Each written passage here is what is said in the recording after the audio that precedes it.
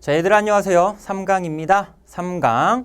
우리가 앞에서 2강에서 뭐 배웠냐면 조금 이제 큰 틀에서 정서, 태도, 상황 이런 거를 토대로 조금 이제 큰 틀에서 해석하는 걸 배웠고 이젠 조금 이제 구절구절 세부적인 해석을 할 거야. 근데 제목이 뭐야? 누구나 할 수 있는 시어의 의미 해석이잖아. 이건 무슨 얘기냐면 출제자들이 요구하는 게 이거야. 누구나 할 수 있는 해석을 해봐라. 뭔 얘기인지 알겠니? 문학을 전공하는 사람들이 할 수 있는 그런 전문적 해석을 하라는 게 아니라 누구나 할 수 있는 수준에서 해석을 해봐라 이거야. 이해됐어? 무슨 얘기냐면 자 설명해 줄게. 자, 시어의 의미 해석 첫 번째 별표. 아니 사실 다 별표인데 1번 별표해봐요. 자, 수식어와 서술어를 체크해라 해서 우리가 해석해야 될 시어라든가 혹은 뭐 식구도 괜찮아. 얘네 의미를 갖다가 어떤 식으로 뽑아내느냐 누구나 할 수 있다라는 건 이 수준에서 해석을 하려는 거야. 요 수준. 지금 무슨 얘기 하시는 거예요? 라고 할 수 있죠? 보세요. 맑은 하늘을 보자. 자, 이런 구절이 있다 쳐봐. 이런 구절이 있다 쳐봐요. 문제에서 여기다가 밑줄 쳐놨네. 밑줄 쳐놓고 기억 달아놨네. 출제자는 하늘이라는 시어의 상징적 의미나 함축적 의미를 물어볼 건가 봐. 우리는 뭐 한다? 누구나 할 수 있는 수준에서 한다. 하늘은 맑은 거야. 하늘은 보고 싶은 거야. 아니 그냥 이렇게만 해석을 하라고. 이렇게만 해석을 하면 문제에서 이렇게 나와. 뭐 하늘은 화자가 지향하는 추구하는 순수한 세계다. 문제에서 이렇게 나와. 그럼 우리는 뭐만 하면 되냐면 수식어가 맑은이었지? 순수하다랑 연결돼 안 돼? 연결되지? 맞죠? 하늘은 보고 싶은 거였지? 바라본다? 지향한다? 추구한다? 연결돼 안 돼? 연결되지? 따라서 이 해석은 올바른 해석. 우리는 이렇게 하는 거야. 아니 이런 상징적이고 함축적인 이런 의미는 출제자가 제시를 할 거고 우리는 누구나 할 수 있는 수준에서 학생들이 할 수 있는 수준에서 해석을 한다. 그게 뭐냐면 수식어, 꾸며주는 말이죠. 수식어, 서술어 정리한다 이겁니다. 그 다음에 이제 두 번째는 구조를 살피라 그랬어. 그래서 구조가 유사하면 시어의 의미가 유사하다 이렇게 나왔네. 이거는 사실 1번 항목에서 끄집어낸 얘기인데 자, 수식어 A라는 수식어가 있고 시어 하나 있고 그 다음에 서술어가 B 있다.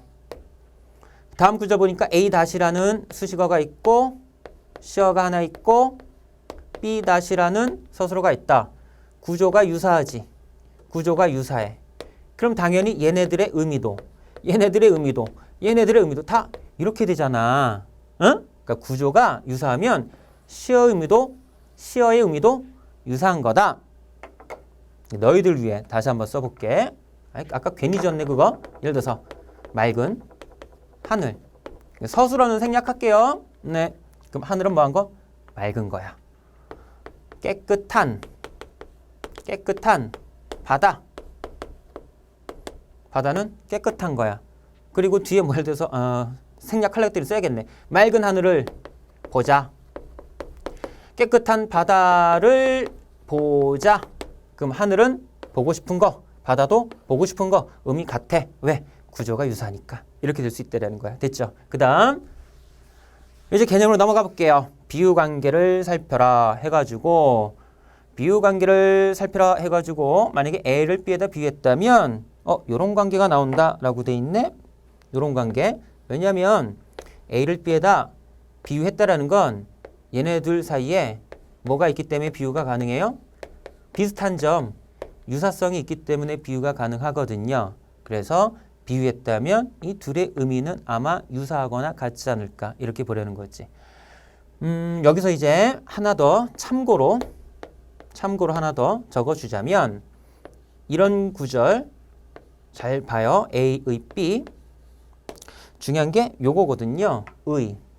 자, 요거 이제 문법 시간에 관형격 조사라고 배울 텐데 이 관용적 조사 의의 사전적인 의미를 찾아보면 당연히 여러 개가 있겠지. 그중에 어떤 의미도 있냐면 앞에 거랑 뒤에 거랑 같은 말인데요, 동격인데요, 이런 사전적 의미도 있다고. 따라서 A의 B 하면은 100%는 아니지.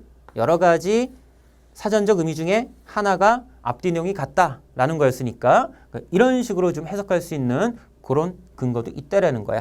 자, 그래서 시어의 의미 해석 이렇게 알아봤고요. 그 다음 밑에 내려가면 결국 우리는 어떤 시어를 해석해야 할 때 이거 중요하다. 어떤 시어나 식구를 해석할 때 크게 긍정적이냐, 크게 부정적이냐, 이거부터 먼저 나누자고.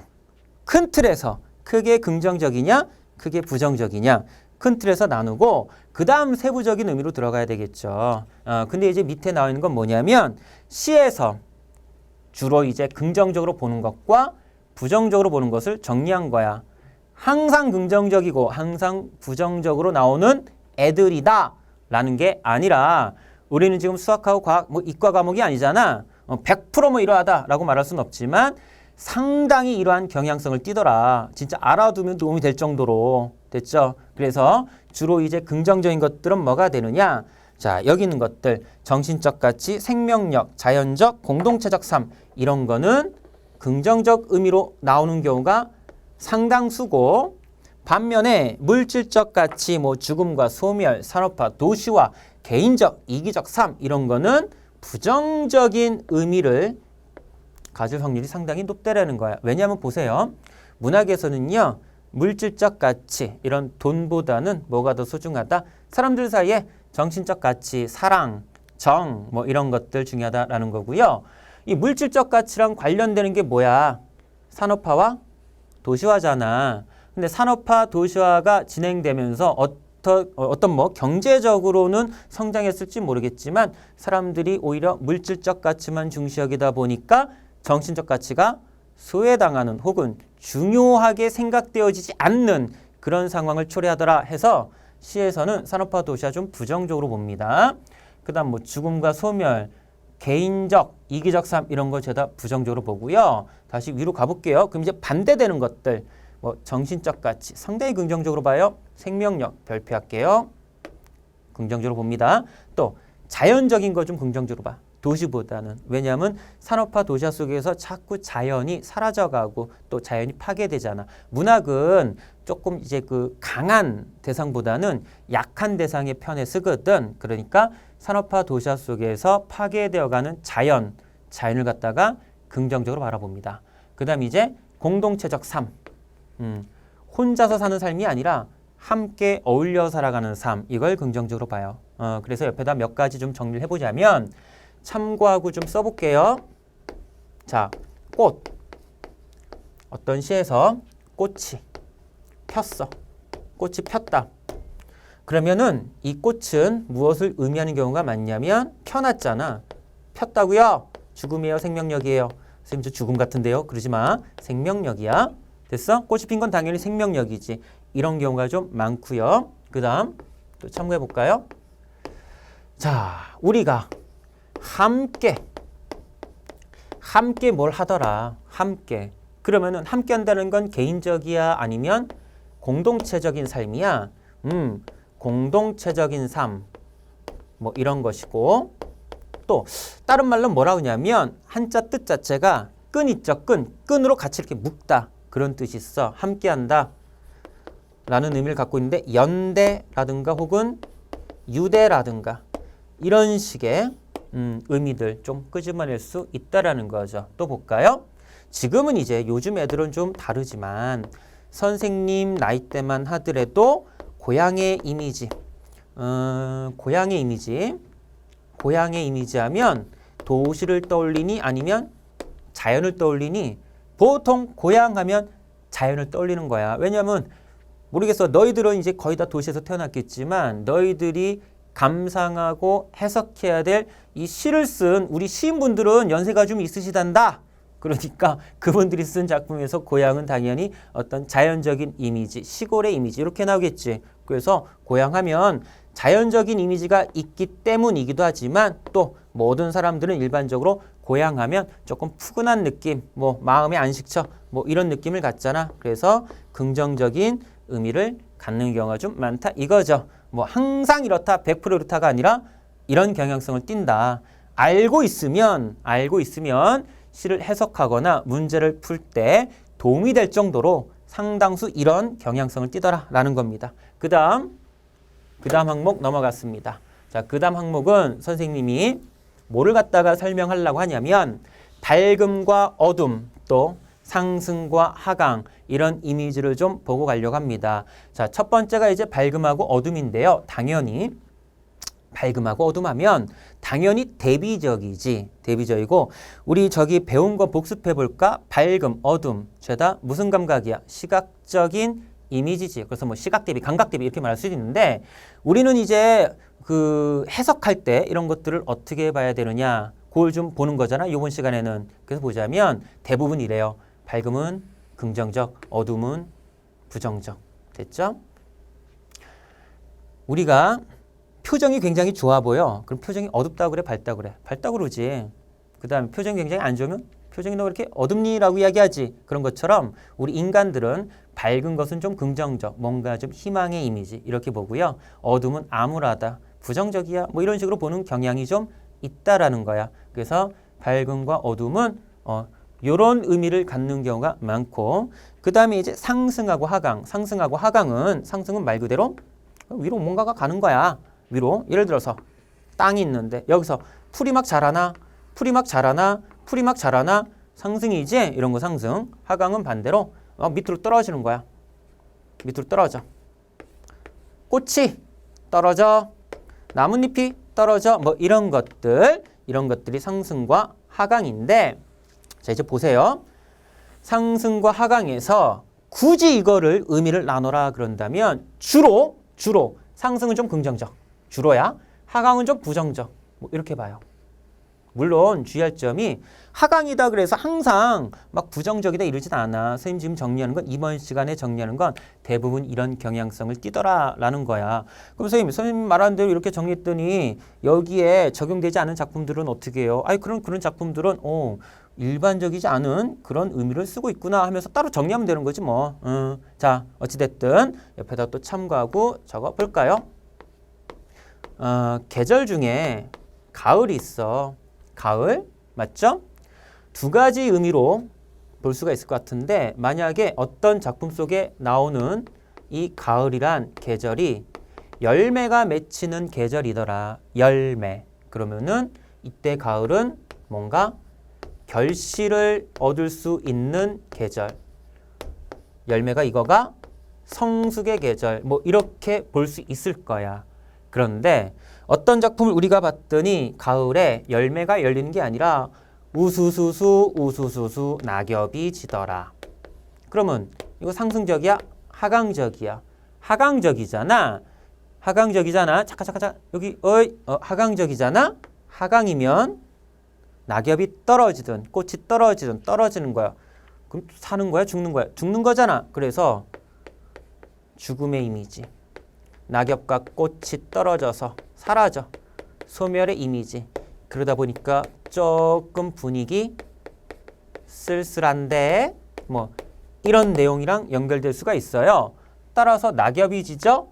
그러면 그 가을은 결실과 성숙의 계절이 아니라 여기 저 정리한 것처럼 죽음. 빨리빨리. 소멸. 분위기는 어때요? 낙엽이 떨어지는데 쓸쓸하다. 이렇게 볼 수가 있다라는 거지. 맞죠? 그러면 다시 좀 이쪽으로 와볼까? 이쪽으로 와볼게. 왔다 갔다 해서 집중 잘 되고 좋지? 하강은 죽음, 소멸, 쓸쓸함이야. 그럼 상승은 뭐야? 반대되잖아. 아까 전에 얘기했어. 여기 땅이 있는데 새싹이 돋아나 자라고 있어. 그러면은 생명력 뭐 이런 거? 그치? 뭐 이런 이미지랑도 연결될 수가 있겠죠. 그래서 실질적으로 우리가 작품에 들어가서 우리가 배운 이런 개념들이 적용돼 가지고 해석이 되는지 안 되는지 한번 보자고요. 첫 번째 작품은 이제 대장간의 유혹이라고 나왔습니다. 작가는 김광규 씨고요. 제목부터 봐야 된다고 그랬죠. 제목은 대장간의 유혹. 어떤 글이든 간에 작가는 그 글을 통해서 전달하고 싶은 가장 핵심적인 걸 제목으로 짓잖아. 그러니까 제목부터 봐야 돼. 제목. 대장간의 유혹. 제목에 사용된 시어가 대장간. 되게 중요한 시어니까 제목이 썼겠지. 대장간 중요하고 유혹 중요하고. 자, 그럼 볼게요. 제 손으로 만들지 않고 한꺼번에 싸게 사서 마구 쓰다가 망가지면 내다 버리는 플라스틱 물건처럼 느껴질 때 나는 당장 버스에서 뛰어내리고 싶다. 밑줄 쳐볼게. 나. 또 밑줄 쳐볼게. 뭐처럼? 플라스틱 물건처럼 느껴질 때. 자, 그러면 옆에다 정리해볼게. 나. 뭐처럼? 플라스틱 물건처럼. 비유했지? 비유하면 의미 이렇게 된다 그랬지? 플라스틱 물건. 플라스틱 물건. 나 자신이 플라스틱 물건처럼 느껴질 때. 일단 비유했으니까 이렇게 달아놨어. 그러면 자, 어떤 플라스틱 물건이야? 앞에 수식어 다 가로쳐보자. 꾸며주는 말. 이런 플라스틱 물건이야. 맞죠? 자기 손으로 만들지 않고 한꺼번에 싸게 사가지고 막 써. 근데 망가지면 이제 버리는 거야. 우리는 뭐만 정리한다? 플라스틱 물건. 이 작품에서 플라스틱 물건은 이런 의미다. 왜? 수식어 의미 그대로 갖다 붙이기로 했잖아. 여기까지만 정리하면 출제자가 문제에서 뭐라고 주냐면 이렇게 해줘. 야, 플라스틱 물건은 아무 가치가 없는 존재이다. 소중하지 않은 존재이다. 이런 표현은 니들이 머릿속에서 팍 떠오르는 게 아니라 출제자가 이런 표현을 준다고. 우리는 뭐만 해? 어떤 수식어가 붙었는가, 그리고 이 수식어와 출제자가 제시한 요 내용과 연결되냐 안 되냐만 보는 거야. 그러면 제 손으로 만들지 않고 한꺼번에 싸게 사서 막 쓰다가 망가진 버려. 가치가 없고 소중하지 않다라고 볼 수가 있잖아. 출제자가 이렇게 주면 연결됩니다. 해석돼요? 하고 넘어갈 수 있잖아. 그럼 다시 플라스틱 물건처럼 느껴진다는 건 자기가 아무런 가치가 없고 소중하지 않은 존재라고 느껴질 때 이 정도로 해석할 수 있겠다. 자, 그때 나는 당장 버스에서 뛰어내리고 싶다. 그래서 현대 아파트가 들어서며 홍은동 사거리에서 사라진 털보네 대장간을 찾아가고 싶다.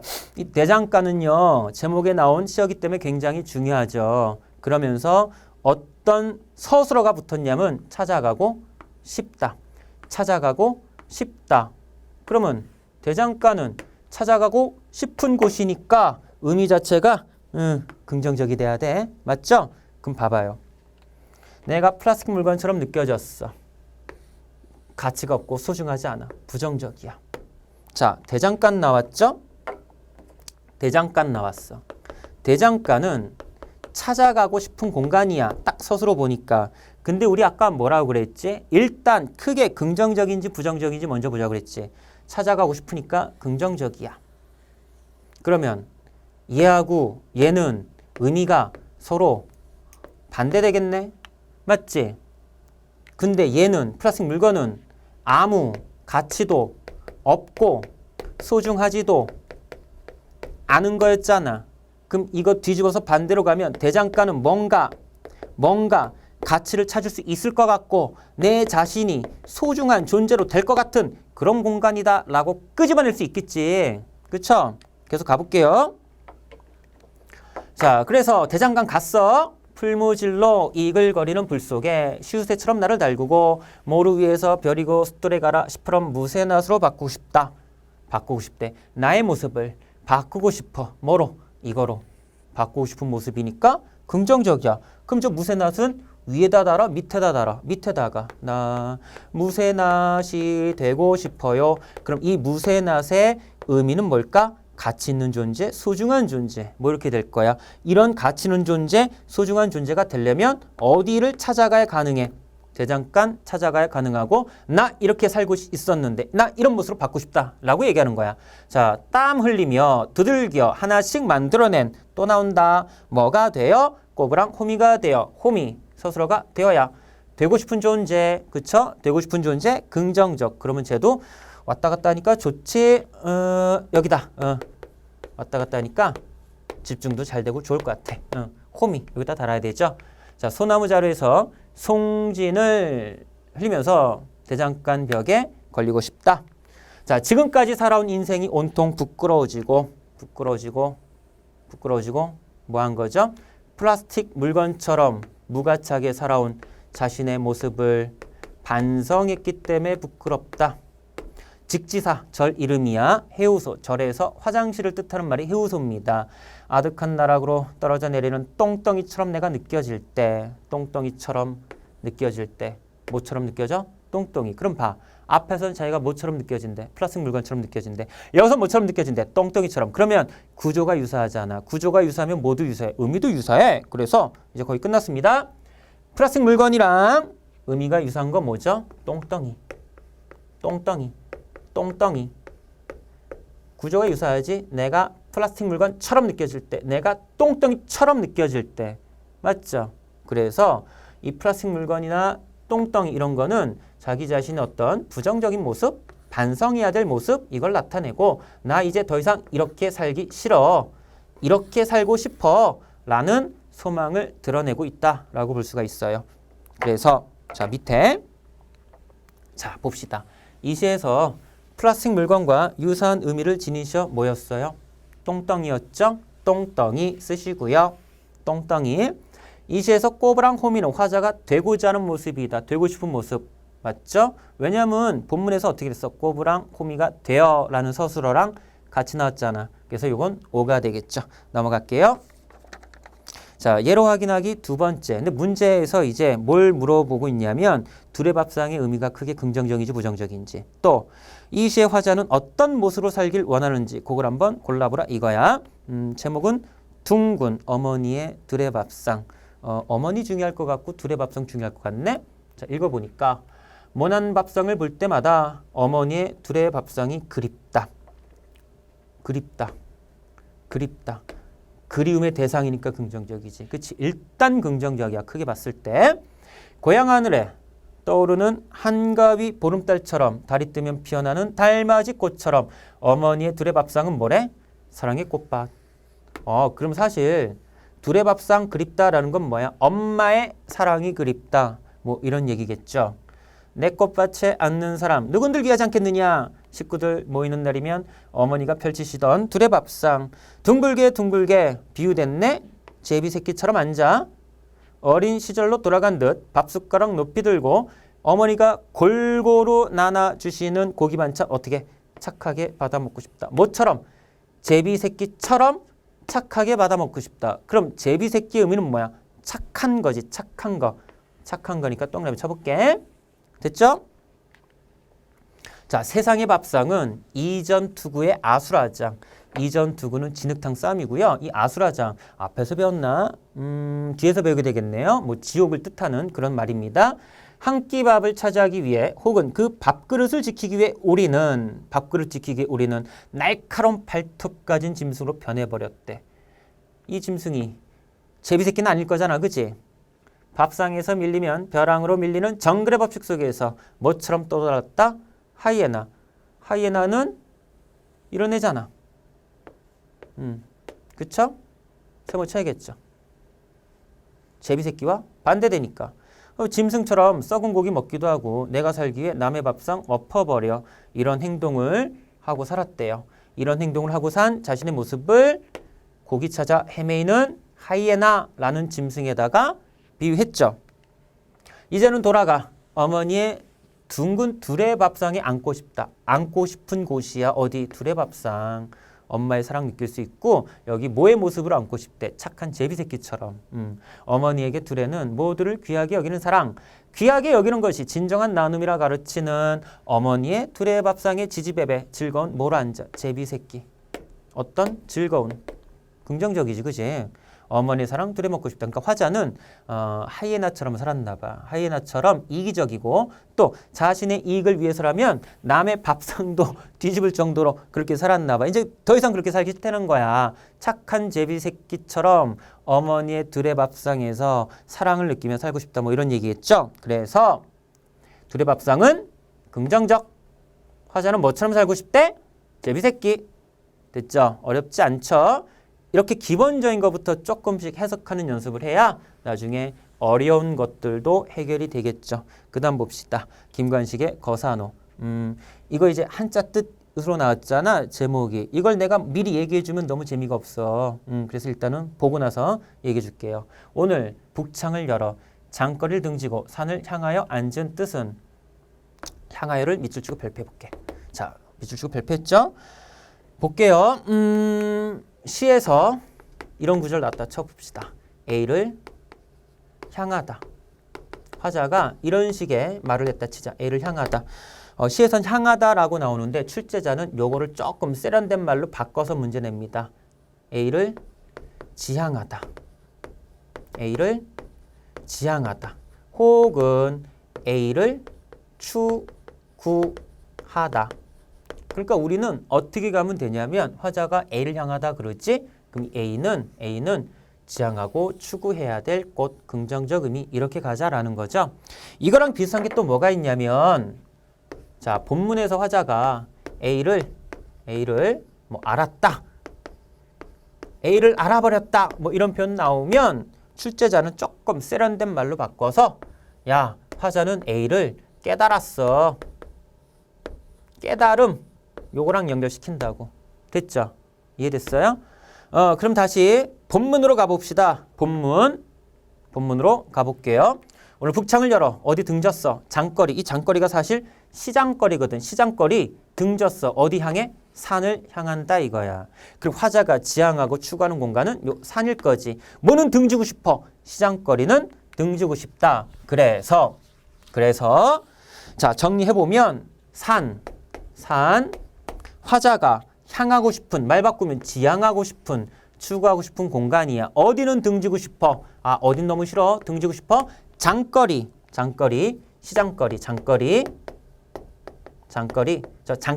저게 장거리를, 이거 줄임말입니다. 이거 등지고 싶어. 자, 그러면서 갈게. 사람은 맨날 변해 쌓지만 태고로부터 푸르러운 산이 아니냐. 산은 사람과 달리 변하지 않아. 아주 옛날부터 푸른색을 유지해. 변하지 않아. 불변성이야. 변하지 않아. 또 고요하고 너그러워. 산이 고요하대. 그대로 정리해볼까? 또 너그럽대. 너그러움. 그 다음에 요 수가 장수하다, 오래 살다 그 수인데 니들 또 한자 뜻 모르잖아. 모른다면 정리 안 해도 상관없어.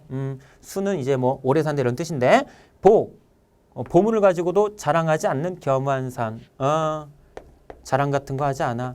겸허하다. 겸허함. 뭐 겸손하다. 이렇게 들어갈 수 있겠죠. 그럼 장거리 여기 나왔다. 변하는 거야. 시끄러워. 너그럽지 않아. 맨날 자랑해. 겸손함도 없어. 이렇게 되는 거죠. 그리고요 여기 나오잖아요. 산을 뭐해? 사랑해. 산을 뭐해? 배울 거야. 이런 산을 추구하고 지향하고 사랑하고 배우고 싶다라고 이야기하는 작품이야. 죄다 뭐에서 끄집어냈어? 서술어가 뭐냐? 여기서 끄집어낸 거죠. 자, 그래서 이거 되게 간단하다. 이 시에서 화자가 지향하는 공간은 어디다? 산이다. 그리고 아까 전에 선생님이 이 제목 거사노 미리 얘기하면 재미없다고 그랬잖아. 거자가 뭐냐면 주거하다. 살다 거자야. 산에 사는 걸 좋아하다. 그 제목만 봐도 얘는 산에 사는 걸 좋아한다. 알 수가 있는 거죠. 자, 그 다음에 예로 확인하기 4번 보세요. 제목이 흥부부부상. 흥부 유명한 사람이지. 뭐로 유명해? 되게 가난했지. 되게 가난했는데 제비다리 고쳐주고 박덩이 타가지고 금은부와 엄청난 부자가 또 된 사람으로 유명하죠. 흥부 부부의 모습 뭐 이런 뜻인데 보세요. 흥부 부부가 박덩이 사이에 두고 가르기 전 끊어볼까? 박덩이를 갈랐어? 가르기 전이야? 가르기 전이야. 흥부전은 누구나 다 알잖아. 이 박덩이에 뭐가 들어있는데 온갖 금, 은, 보화가 들어있는데 그걸 가르기 전이니까 여전히 가난한 거지. 여전히 가난한데 흥부 뭐하고 있어? 웃고 앉았어. 그쵸? 미친 게 아니라 가난해도 웃을 수 있는 어떤 정신적인 여유를 뜻하는 겁니다. 화자가 뭐라고 그래? 금이 문제냐? 금이 중요하냐? 황금별색이 문제냐? 이게 중요하냐? 이거 하나도 중요하지 않다. 웃음의 물살이 반짝이며 정갈 깨끗해. 웃음의 물살이 반짝이며 정갈한 그게 확실히 문제다. 이게 중요한 거다. 이게 중요한 거다라고 얘기해. 뭐는 중요하지 않아? 박덩이 안 중요해. 금 안 중요해. 황금 별삭 안 중요해. 뭐가 중요해? 웃음의 물살. 가난하지만 웃을 수 있는 정신적인 어떤 만족이 아니라 정신적인 어떤 여유 이런 게 중요하다. 자, 그럼 보세요. 이 시에서 물질적 가치를 의미하는 시어 뭐 들어가죠? 박덩이. 박덩이. 됐죠? 그 다음 또 뭐? 금, 골드, 황금, 벼이삭 뭐 이런 것들 들어가고요. 정신적 가치 의미하는 거. 박덩이 타기 전인데 웃고 앉았어. 이게 미친 게 아니라고 그랬죠. 정신적인 어떤 여유를 뜻합니다. 그래서 웃음살. 웃음살. 이거랑 똑같은 표현이 뭐 있었죠? 웃음의 물살. 웃음의 물살. 글씨 좀 안 보이나요? 너무 작아서 그렇진 않죠? 웃음의 물살. 이런 거. 화자는 뭐를 중요시해? 당연히 이거. 됐죠? 그리고 봐. 혹시나 이런 문제가 나왔는데 시를 해석을 못했다 쳐봐.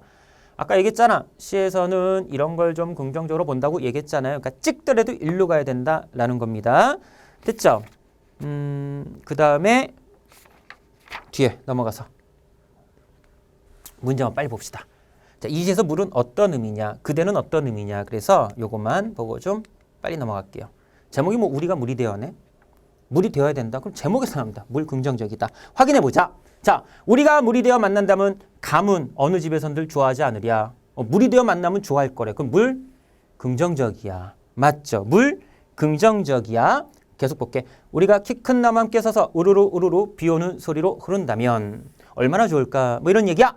흐르고 흘러서 저물녘에 저 혼자 깊어지는 강물에 누워 죽은 나무 뿌리를 적시기도 한다면 아직 처녀인 부끄러운 바다에 닿는다면 얼마나 좋을까. 바다 동그라미칠 난다. 선생님 갑자기 바다 왜 동그라미 치나요? 바다 물의 이미지잖아. 물로 만나면 좋다고 그랬잖아. 그러니까 동그라미 친 거지 뭐. 넘어가봐. 그러나 지금 우리는 불로 만나려고 한다. 야, 이건 뭐냐?